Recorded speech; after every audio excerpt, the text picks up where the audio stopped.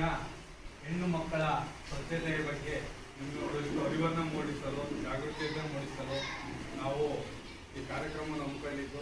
ಈ ಕಾರ್ಯಕ್ರಮದ ಬಗ್ಗೆ ನಿಮಗೆ ಸ್ವಲ್ಪ ಸಲಹೆ ಸೂಚನೆಗಳನ್ನು ಕೊಡಬೇಕು ಅಂತೇಳಿ ಆರೋಗ್ಯ ಸಹಾಯಕಿಯರಾದಂಥ ಸುರಭಿಯವರನ್ನು ಕೇಳಿಕೊಂಡಾಗ ಅವರು ಈ ಕಾರ್ಯಕ್ರಮಕ್ಕೆ ಬಂದಿದ್ದಾರೆ. ಅವರಿಗೆ ಈ ಕಾರ್ಯಕ್ರಮಕ್ಕೆ ಸ್ವಾಗತವನ್ನು ಕೋರ್ತಾ ಇದ್ದಾರೆ. ಆಶಾ ಕಾರ್ಯಕರ್ತೆಯರಾದ ಅಹಲ್ಯರವರು ಕೂಡ ಈ ಕಾರ್ಯಕ್ರಮಕ್ಕೆ ಬಂದಿದ್ದಾರೆ. ಅವ್ರಿಗೂ ಕೂಡ ಈ ಕಾರ್ಯಕ್ರಮಕ್ಕೆ ಸ್ವಾಗತವನ್ನು ಕೋರ್ತಾ ಇದ್ದಾರೆ.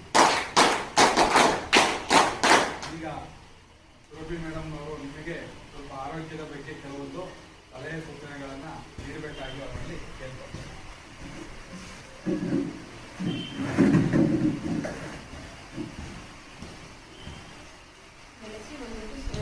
ನಾವಿಲ್ಲಿ ಸಮುದಾಯ ಆರೋಗ್ಯ ಅಧಿಕಾರಿಯಾಗಿ ವರ್ಕ್ ಮಾಡ್ತಿದ್ವಿ.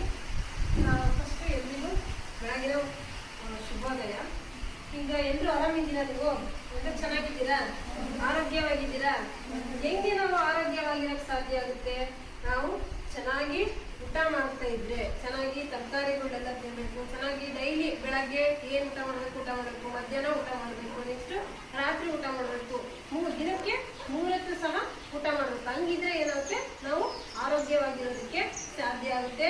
ಬರೀ ಊಟ ಮಾಡಿದ್ರೆ ಸಾಲದು, ಅದರಲ್ಲಿರುವಂತ ತರಕಾರಿಗಳೆಲ್ಲ ನಾವು ತಿಂತಾ ಇದ್ರೆ ಏನಾಗುತ್ತೆ, ತರಕಾರಿಗಳೆಲ್ಲ ತಿಂದ್ರೆ ಏನಾಗುತ್ತೆ, ಶಕ್ತಿ ಬರುತ್ತೆ. ನಿಮಗೀಗ ಏನ್ ಬೇಕು?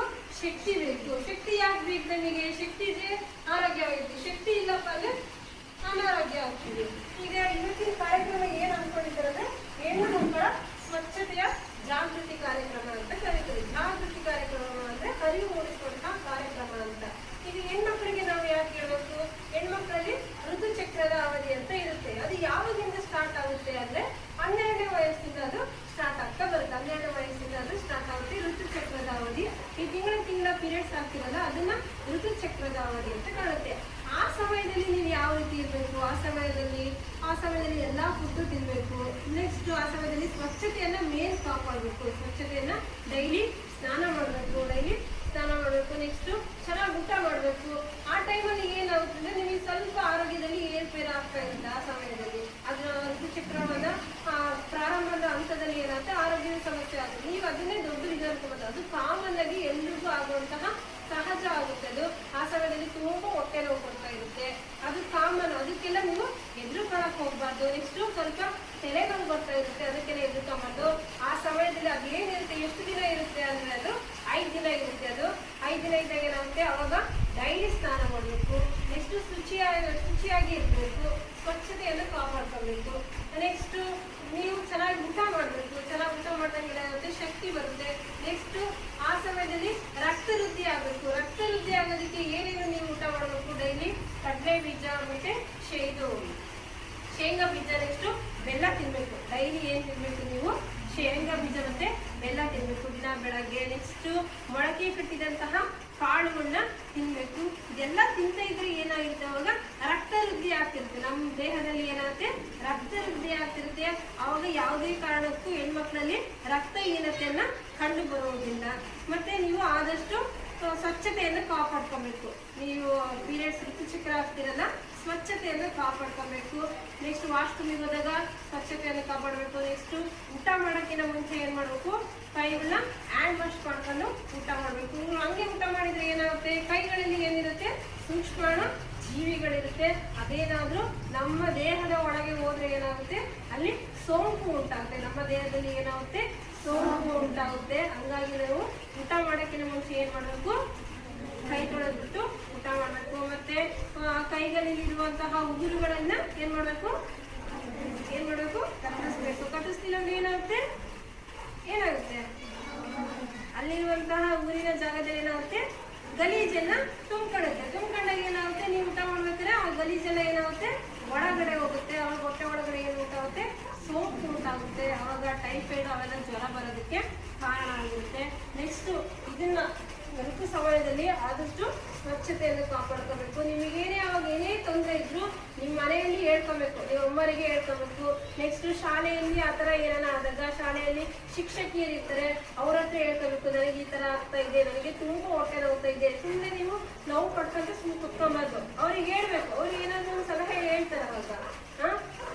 ನೆಕ್ಸ್ಟ್ ನಿಮ್ಮ ಮನೆಯಲ್ಲಿ ನಿಮ್ಮ ಅಮ್ಮರಿಗೆ ಹೇಳ್ಬೇಕು. ನೆಕ್ಸ್ಟ್ ಅದು ತಿಂಗಳ ರೊಟೇಷನ್ ಆಗ್ತಾ ಇರುತ್ತೆ, ತಿಂಗಳ ಅದೇನಾದ್ರೂ 1 ತಿಂಗಳು 2 ತಿಂಗಳು ಮಿಸ್ ಆಗಿದ್ರೆ ನಿಮ್ಮ ಅಮ್ಮರಿಗೆ ಹೇಳ್ಬೇಕು, ಇಲ್ಲ ಶಾಲೆಯಲ್ಲಿ ಹೇಳ್ಬೇಕು, ಇಲ್ಲ ಹಾಸ್ಪಿಟ್ಲಲ್ಲಿ ನಾವಿರ್ತೀವಿ ನಮಗಾದ್ರೂ ಬಂದು ನೀವು ಹೇಳ್ಬೇಕು. ಅದಕ್ಕೆಲ್ಲ ಎದುರ್ಕೊಂಬಾರ್ದು, ಅದಕ್ಕೆಲ್ಲ ಸೂಕ್ತವಾದಂಥ ಚಿಕಿತ್ಸೆ ಇರುತ್ತೆ.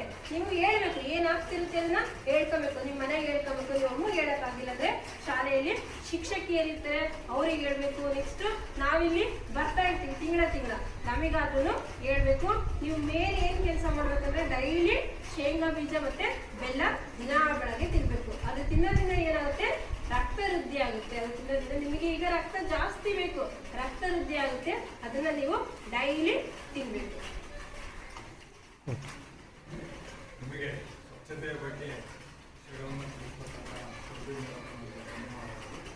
ನೋಡಿ ಏನಾಗಿದೆ ನಮ್ಮಲ್ಲಿ ಒಂದು ರೀತಿ ಈ ತರ ವಿಚಾರಗಳನ್ನ ನಿಮ್ಮ ವೃತ್ತಚಕ್ರದ ಏನು ಸೈಕಲ್ ಇದೆ ಆ ವಿಚಾರಗಳನ್ನ ಮಾತಾಡ್ಬೇಕಾದ್ರೆ ತುಂಬಾ ಹಿಂಜರಿಕೆ ಇದೆ ನಮ್ಮಲ್ಲಿ. ಹೆಣ್ಮಕ್ಳಲ್ಲಿ ಸಾಮಾನ್ಯ ತುಂಬಾ ಹಿಂಜರಿಕೆ ಅಂತೀವಿ. ಇನ್ನೊಬ್ರಿಗೆ ತಿಳಿಸಿದ್ರೆ ಅದ್ರ ಬಗ್ಗೆ ಏನ್ ಅನ್ಕೊಂತಾರೋ, ಅದೇನೋ ದೊಡ್ಡ ಏನೋ ನಮಗೇನೋ ತೊಂದರೆ ಆಗಿದೆ ಏನೋ, ಅಥವಾ ಅದೇನೋ ದೊಡ್ಡ ಪಾಪ ಅನ್ನೋ ತರ ನಾವು ಫೀಲ್ ಮಾಡ್ಕೊಳ್ತಾ ಇರ್ತೀವಿ.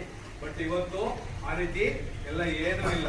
ನಿಮ್ಗೆ ಏನಾದ್ರೂ ಆದಾಗ, ಆ ಥರದ ಏನಾದ್ರೂ ತೊಂದರೆಗಳಾದಾಗ ಧೈರ್ಯವಾಗಿ ನೀವು ಯಾರ ಹತ್ರನಾದ್ರೂ ನಿಮ್ಮ ಫ್ಯಾಮಿಲಿಯಲ್ಲಿ ಯಾರ ಹತ್ರನಾದ್ರೂ ಹೇಳ್ಕೋಬಹುದು. ಇಲ್ಲಾಂದ್ರೆ ಶಾಲೆಯಲ್ಲಿ ಬಂದಾಗ ಶಾಲೆಯಲ್ಲಿ ಕೂಡ ಶಿಕ್ಷಕರೆಲ್ಲ ಇರ್ತೀವಿ, ಎಲ್ಲ ನೀವು ಹಂಚ್ಕೋಬೇಕು. ಅದನ್ನ ಮುಚ್ಚಿಟ್ಕೊಂಡಷ್ಟು ಅದರಿಂದ ನಿಮಗೆ ತೊಂದರೆಗಳು ಜಾಸ್ತಿನೇ ಹೊರತು ಅದರಿಂದ ನಿಮ್ಗೆ ಏನೋ ಒಳ್ಳೇದು ಆಗೋದಿಲ್ಲ. ಆದಷ್ಟು ಅದನ್ನ ನೀವು ಇನ್ನೊಬ್ಬರ ಹತ್ರ ನಿಮ್ಗೆ ಆಗ್ತಕ್ಕಂಥ ತೊಂದರೆಗಳನ್ನ ಶೇರ್ ಮಾಡ್ಕೊಳಕ್ ಕಲಿಬೇಕು.